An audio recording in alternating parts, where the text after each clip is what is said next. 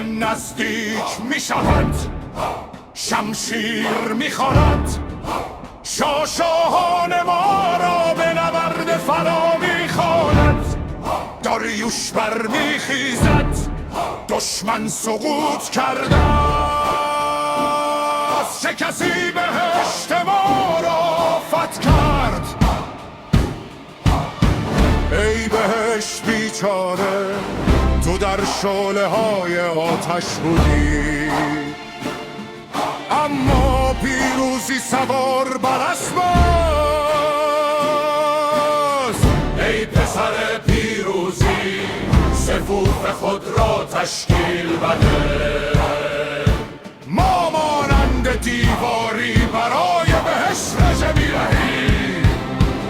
لجن بهشت برخیز قهرمان، شاهان ما را به نبرد میبرد. مرگ بر دشمن، مرگ بر فاجعه، شکر و بهشت همه جا بست. بجن بهشت، دشمن را بزن.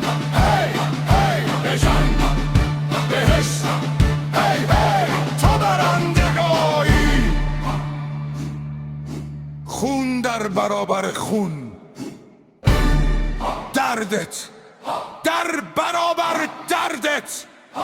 ما وظیفه خود را میپذیریم.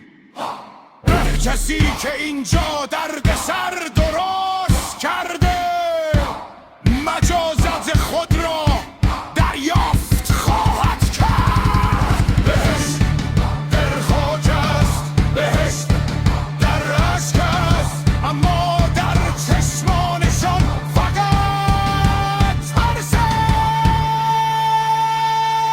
است. خشم در درون ماست، فولاد در دستان ماست، درد در مشتهای ما کمین کرده است. ای فرزند میهن، صفوف خود را تشکیل ده. ما همچون دیواری به سوی بهشت گام برمی‌داریم. ما نبرد خود را آغاز می‌کنیم. یکی سقوط می‌کند، دیگری برمیخیزد. هنجاودان همیشه زنده